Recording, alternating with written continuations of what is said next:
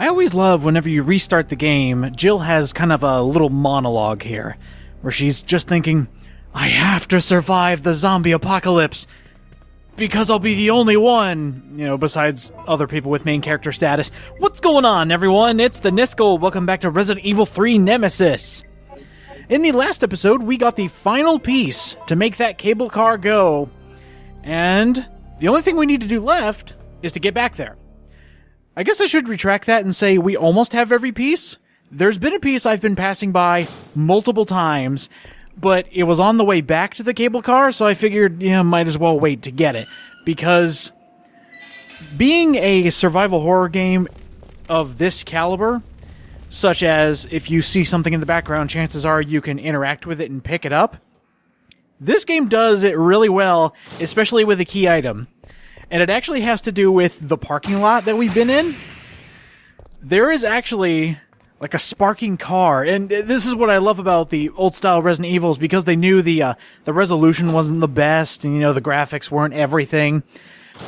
In order to get people's attention, they had to do like little background cues, which is something I'll be showing off here. Any items that you need to pick up, just a fair warning, just to cut myself off there. If there's any items that you have missed in Raccoon City, pick them up now.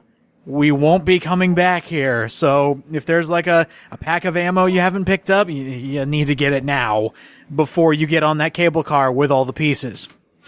Speaking of which, stuff is going to start happening. The game knows you're getting close to advancing the story, so stuff like this will start happening. All because you've picked up the right amount of items. Now, in here is what I was talking about.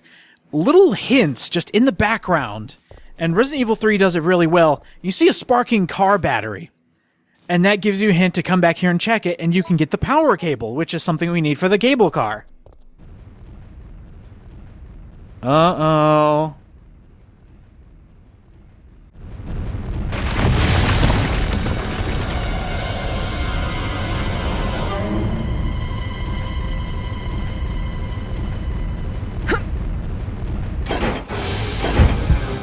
Ooh, think fast!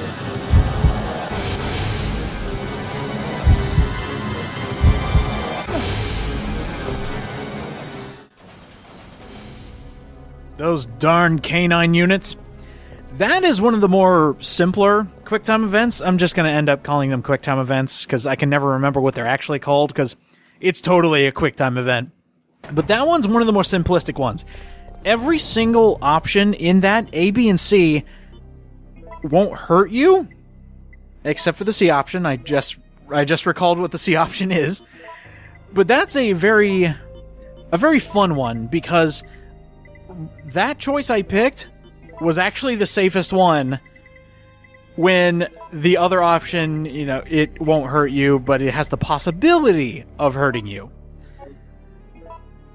I have no idea what I'm trying to say, but you'll see what I mean when we look at the extra choices. Here's what you want when going to the cable car. You want to have the cable, the fuse, and you want the oil and the oil additive mixed together to get the mixed oil. Those three pieces are what you need for the cable car. If you don't have those yet, and stuff hasn't started happening, you're missing something. This is also probably the best time for the game to start spawning enemies, and it just seems like it throws everything at you. It's like, oh shoot, Jill's getting too close to the cable car with everything she needs. Just throw zombies and birds and everything at her. And one of the things they throw at you, actually two of the things they throw at you, are bosses. That's not fair. No matter what mode you're playing, easy or hard mode, they're going to throw a lot at you. And you got to be prepared. In fact, I would say save right here. Which is what I did. Because on your way back to the cable car, I bet you can guess what's going to happen. We haven't seen him in a while. Haven't heard from him in a while. I wonder, where on earth is Nemesis?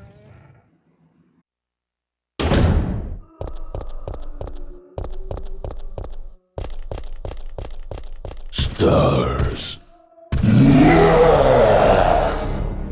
Imagine that. As soon as the game knows you're getting close, they have to throw a Nemesis fight at you. This one, you don't have to do, but I really want to do this one. This will also show off the grenade launcher's actual power and the different types of ammunition and how good they do against Nemesis. Oh, that was cheap. But the flame rounds. When you're in close quarters with Nemesis and you shoot him with a flame round, there's a possibility that you'll hurt him twice. Once with the initial blast, and second with the fire that comes out of the rounds. It'll actually burn him. So, flame rounds, really good against Nemesis. And any rounds. Any grenade launcher rounds are good against Nemesis because they're so powerful. But if you want a tactical advantage, in a situation like this here, where you have multiple places that you can go to avoid him, and just this little area in between the junction, that's a good way to just run around him. Like, go down a different hallway, avoid him. And by the way, doing dodges here, very good idea. In my opinion, it's easiest to do dodges when you're just holding down the R button and just spam the fire button, because Jill will do it on her own. Especially if she has enough health, she'll just dodge out of the way of his hand. But, napalm rounds are really good for straight shots. So if you're in a straight hallway like this, it's good to shoot him down the hall. Just like the grenade launcher rounds, but sometimes he'll avoid them, and napalm rounds are a lot harder to get. But hey, look at that. We beat Nemesis for the 4th time. And his 4th Nemesis item, probably one of my favorites. The M37 Parts A. Collect the second half, and you have an awesome weapon. I mean, the Eagle handgun, very good weapon. The second weapon you get from Nemesis, awesome! I love the item you get from Nemesis for killing him the 4th and 5th time. Oh, that's unfortunate. Oh, go figure. I just heal myself back up, walk right into a zombie. Yeah, go figure. Now, if it wasn't hard enough to throw a Nemesis fight at you, what else can we throw at Jill Valentine? Uh-oh. I wonder... Game's not hard enough, so how about something else?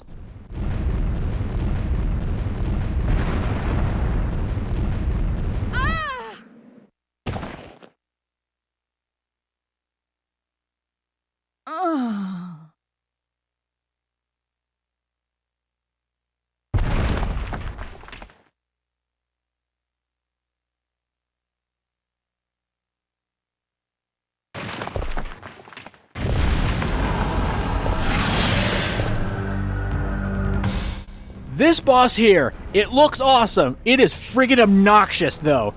I hate this boss. This is the Gravedigger. There's a reason he's called that. If you get hit by the Gravedigger, especially when it comes out of the wall and attacks you, it does so much damage. And the worst part about this encounter, this is not the last time you see the Gravedigger. You actually have to lure him out of his hiding spot in the wall. The way to do that? The 2 places you see where the buttons are, if you go into one, have him show up, immediately turn around, it's probably best if you angle yourself to where you could just do a quick turn and get out of there quick. But as soon as you press both buttons, right here, you lower the ladder, and immediately mash that A button. Get out of there quickly, because as soon as you push both buttons, and I've actually tried this, the Gravedigger will show up immediately to that last spot. You need to be mashing that button to get up that ladder. The Gravedigger is obnoxious. I hate that boss. Like I said, it's not the last time we'll be seeing it.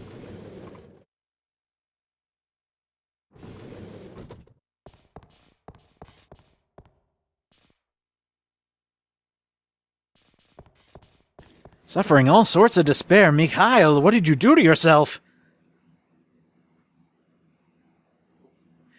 I love how we weren't supposed to be able to infer from the note that we need things for the cable car. It specifically tells you, you need this, you need this, you need this, which really helps for a person like me who doesn't like to read. It looks like we're ready to go. Here, take this.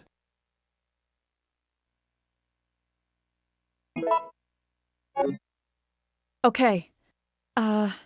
Nikolai won't be joining us. I understand. I'll operate the cable car. Let's go. Well, thanks a lot, Carlos. We actually really needed those flame rounds. Yeah, Carlos will give you a small pack of flame rounds for free at this point in the game.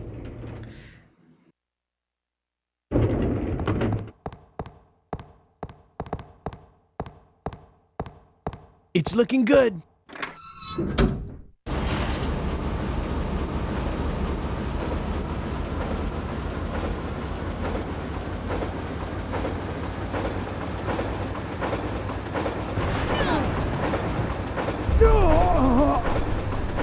Mikhail! Hey, what's going on in the back? This is probably one of the better moments in Resident Evil 3. You're finally getting out of Raccoon City, and who else would show up but... Mikhail!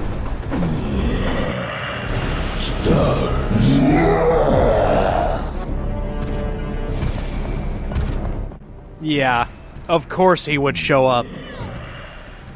If you want to find him, bad idea. Jill, get out of the cable car now! Mikhail, wait, don't! Get out of here! Hurry!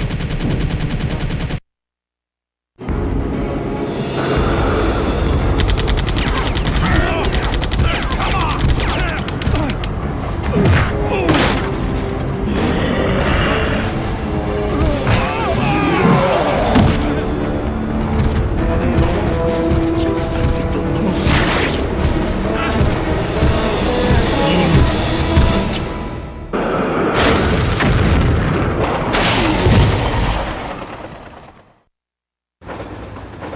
Mikhail.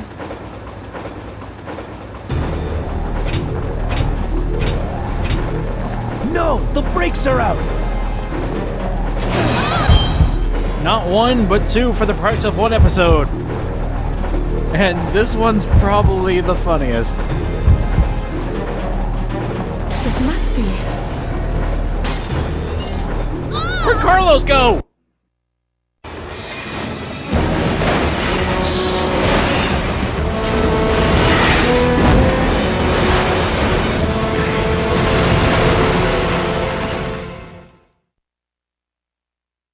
And that's where I would end off the episode, but there's one thing I do want to show you. I never showed you CCC ammunition to make Magnum rounds. If you ever want to make Magnum rounds, I would suggest not trying to make any other type of ammunition. So if you get Magnum rounds first thing in the game, and you're not hurting for handgun or shotgun ammo, make Magnum rounds because it makes light work of every monster. And now, the alternate choice with the dog carriers, or whatever these are. I always assumed they were dog carriers. Maybe it's just cargo. But the other option leads you down to a brand new area, and also introduces you to a brand new enemy. These things are also annoying. They're just giant leech snakes. If you can somehow avoid, you probably have to actually shoot them. But this is a second option where the QuickTime event won't hurt you. Your result will hurt you. Going down to see the leeches? Not a good choice. Until you see the last choice. This is a very bad choice to pick option C, doing absolutely nothing. Because you know what's going to happen. Just look at it. Two things coming towards you, and you do nothing, so of course, you clip through boxes. And as a result of that, you take damage. Not only that, but you're down here with the leeches. So that's double damage for doing nothing. Just imagine if you were playing with like a cordless controller and your batteries go out. That would be mean. And also very rare. This is one of those options where you clearly want to pick the right one by jumping up, because you don't want to get hurt, especially after all this stuff is happening to you in succession. And one last thing I want to show you. Mikhail! This point in the game. You remember how I said fighting Nemesis here is a bad idea? Well, you are actually supposed to leave Mikhail to die.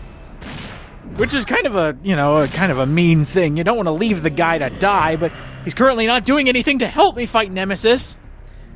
But this is a regular Nemesis fight. If you quickly get rid of him, here's what actually happens if you beat Nemesis on the cable car.